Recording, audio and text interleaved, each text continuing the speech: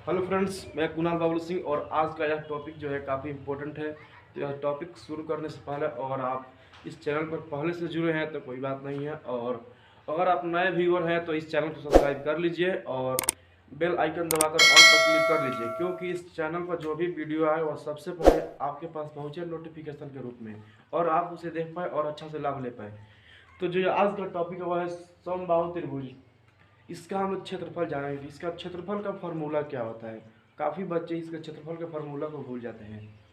आप वही चीज़ भूलते हैं जिसे आप बचपन से रटे हैं, वह तो नहीं भूलते, लेकिन जिसे रटे हैं आप उस चीज़ को जरूर भूल जाते हैं।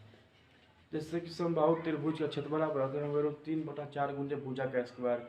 बहुत कम लोगों को याद होगा कि आखिर ये कैसे होता है, इतना कैसे आता है। आप इस प्रकार से जानेंगे तो शायद आप कभी भूल नहीं पाएंगे। चलिए मैं बिना देरी किए हुए अपने आज के इस टॉपिक को शुरू करता हूँ। तो सबसे पहले आप एक फॉर्मूला तो जानते होंगे, दुनिया के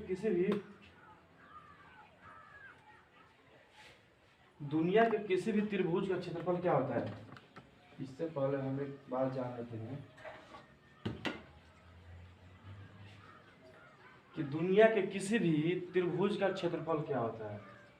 तो जो त्रिभुज का क्षेत्रफल होता है वह होता है 1/2 गुने आधार गुने ऊंचाई। इसी बेस पर दुनिया के किसी भी त्रिभुज का हम क्षेत्रफल निकालते हैं। तो सबसे पहले हम देखेंगे कि यह कौन सा त्रिभुज है। देखो ध्यान से,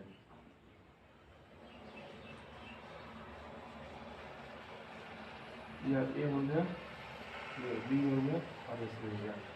हम एक बात जानते हैं कि समबाहु त्रिभुज में प्रत्येक भुजा आपस में बराबर होती है। तो यह भुजा जो है इसके बराबर होगी और यह भुजा इसके बराबर, यानी कि तीनों एक दूसरे के बराबर होते हैं। तो समबाहु त्रिभुज, सम मतलब बराबर और बाहु मतलब भुजा। तो समबाहु त्रिभुज यानी कि इसके प्रत्येक भुजा आपस में बराबर होते हैं। तो इसके लिए हम चलते हैं और इसका आधार क्या हो गया और ऊंचाई क्या होगा। तो आधार पर हम इसे समबाहु त्रिभुज की भुजा को हम ए मान लेते हैं, ठीक है। तो इस पर हम एक लंब खींचते हैं यहाँ से, यह इसकी हो जाएगी ऊंचाई, मान लेते हैं यहाँ पर डी। तो जो यह ए है, समबाहु त्रिभुज पर खींचा गया लंब उसके भुजाओं को दो बराबर अनुपातों में बांटता है। तो यह क्या हो जाएगा a/2 और यह हो जाएगा a/2, क्योंकि बराबर अनुपात हो गया। और फिर इसे हम जोड़ेंगे तो a आ जाएगा, तो सही है a/2 प्लस a/2। जब जोड़ेंगे तो दो का एलसीएम 2 और a plus a equal to 2a/2 cut गया, ए आ गया, यानी कि फिर से हमें ए मिल गया। तो फिर से जब हमें ए मिल गया तो हम आसानी से इस टॉपिक को समझ सकते हैं, यानी कि समबाहु त्रिभुज में जो डाला गया लंब होता है वह लंब इसके किसी भी भुजा पर जब लंब डालेगा तो उस भुजा को दो बराबर भागों में विभाजित कर देता है। तो चलिए यहाँ से हमें क्या मिल गया, यह पूरा आधार है और आधार पर यह लंब खींचा गया है, ठीक। तो आधार बराबर यहाँ पर क्या है ए। हमें ऊंचाई ज्ञात करना है त्रिभुज के लिए, ठीक। तो ऊंचाई यानी कि हमें ये ए भी ज्ञात ए डी ज्ञात करना है, ठीक। तो अगर आप इस त्रिभुज में जाते हैं ए डी बी में, तो यह हो जाएगा a/2 आधार और ये ए डी है ऊंचाई और ए क्या है कर्ण।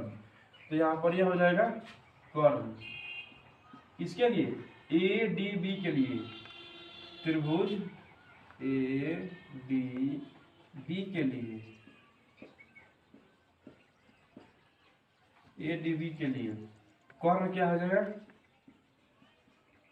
कर्ण बराबर ए, आधार बराबर a/2 और ऊंचाई बराबर यही तो हमें निकालना है, यानी कि ए डी बराबर वाट।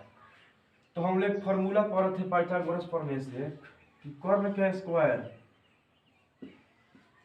इक्वल टू आधार का स्क्वायर प्लस लंब का स्क्वायर। क्या यह फॉर्मूला आप पहले से जानते हैं। यह फॉर्मूला हमें उम्मीद है कि 5 या 6 से आपको मिल रहा होगा और आसानी से इस फॉर्मूला को आप बहुत बार पढ़े होंगे। तो यहाँ पर हम देखते हैं कर्ण का स्क्वायर यानी कि ए का स्क्वायर, यहाँ पर आधार का स्क्वायर यानी कि a/2 का स्क्वायर, यानी कि ए का स्क्वायर ए स्क्वायर और 2 का स्क्वायर 4 प्लस यहाँ पर ए डी का स्क्वायर। इतना तो आप लोग समझ रहे होंगे। उसके बाद यह प्लस में है इधर, तो इधर आएगा तो माइनस में। ठीक, तो हम इसको इधर लाते हैं, यानी कि A D square equal to a square minus a square बट्टा 4। अब इसके बाटा में कुछ नहीं है तो इसका हम एलसीएम निकालेंगे, यानी कि यह हो जाएगा ए डी स्क्वायर और 4 का एलसीएम 4। उसके बाद एक के पारे में 4 बार आता है, तो ए स्क्वायर में गुना 4 से करेंगे, यानी कि यहाँ पर हो जाएगा 4a स्क्वायर माइनस, तो ए स्क्वायर ही रहने देंगे। उसके बाद यहाँ पर हो जाएगा ए डी स्क्वायर, 4a स्क्वायर में से एक ए स्क्वायर ले लेंगे, यानी कि घटा देंगे तो क्या बचेगा 3a स्क्वायर। यहाँ पर हो जाएगा 3a स्क्वायर, बटन हो जाएगा 4।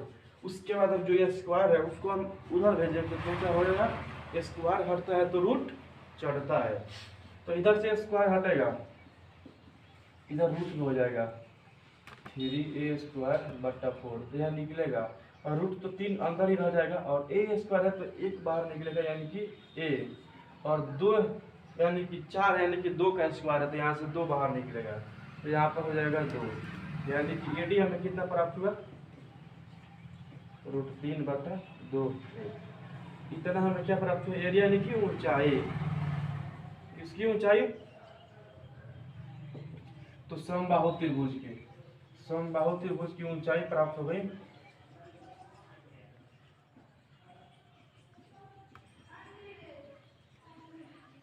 चलिए इतना का आप स्क्रीनशॉट ले लीजिए, तब तक हम देखते हैं कि क्या क्वालिटी अच्छा रहेगा कि नहीं, तब तक आप स्क्रीनशॉट ले। हमें यहाँ पर आवश्यकता थी केवल ऊंचाई की, तो हमें ऊंचाई चाहिए और इस टॉपिक को हम लोग मिटा देते हैं, यानी कि यह तो फार्मूला आप लोग जानते हैं, तो इस फार्मूला को हम लोग यहाँ से इरेज कर देते हैं। उसके बाद हम लोग अपने टॉपिक की तरफ चलेंगे। हमें यहाँ से केवल किसकी आवश्यकता थी, तो केवल ऊंचाई की, बाकी सबको हम लोग मिटा देते हैं।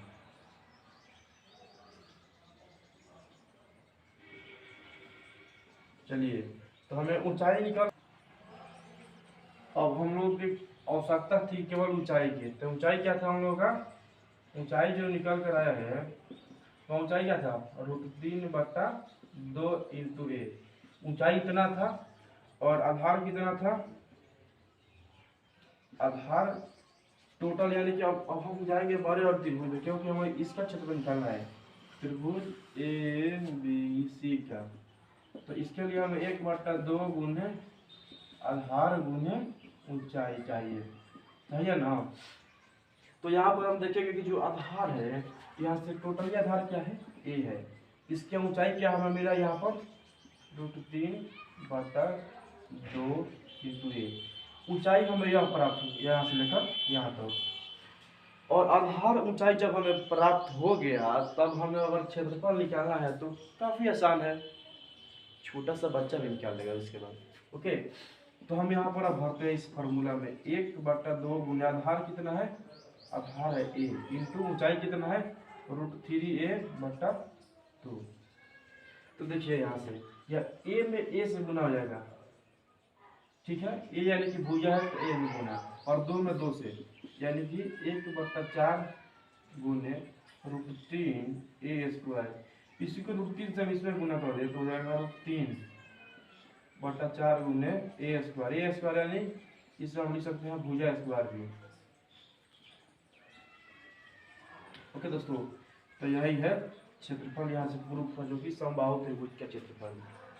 तो फ्रेंड्स, यह टॉपिक आपको उम्मीद है कि अच्छा से समझ में आ गया होगा, और टॉपिक काफ़ी आसान था और यह काफ़ी इंपॉर्टेंट टॉपिक था, क्योंकि त्रिभुज का क्षेत्रफल निकालने का यह फार्मूला होता है, लेकिन इसके सहायता से हम लोग निकाल लेंगे इसका क्षेत्रफल समबाहु त्रिभुज का।